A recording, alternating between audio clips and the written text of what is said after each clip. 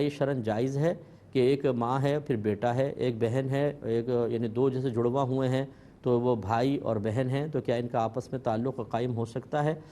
تو یہ بڑا بھولا بھالا کویسچن ہے۔ مسئلہ یہ ہے کہ شرعی احکام کے مکلف ہم انسان ہیں، جانور نہیں ہوتے،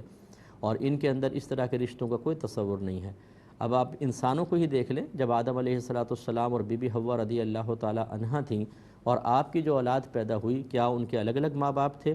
وہی تھے، لیکن اللہ تعالیٰ کا حکم یہ تھا کہ جو ایک دفعہ بچے پیدا ہوتے، اللہ کے حکم سے ایک لڑکا ایک لڑکی پیدا ہوتی، پھر جب دوسرے حمل سے بچے پیدا ہوتے وہ بھی ایک لڑکا ایک لڑکی ہوتی۔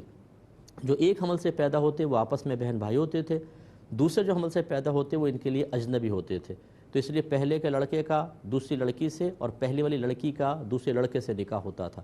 اسی لیے جب قابیل کے ساتھ جو بچی پیدا ہوئی وہ بہت ہی خوبصورت تھی، اور حابیل کے ساتھ جو پیدا ہوئی وہ اتنی خوبصورت نہیں تھی، تو اس نے یہی مطالبہ کیا کہ میں اس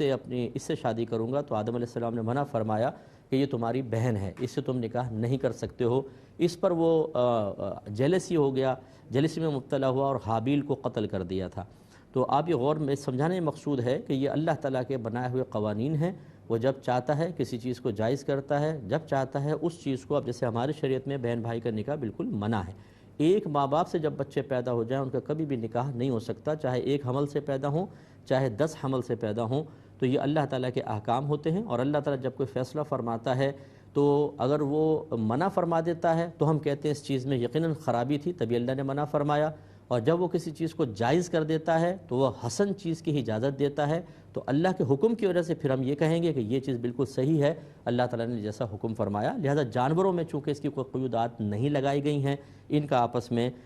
رشتہ وغیرہ کروانے میں کوئی حرج نہیں ہے۔ ایک مختصر سے بریک پہ جائیں گے، ہمیں یقین ہے آپ ہمارے پاس ہی رہیں گے۔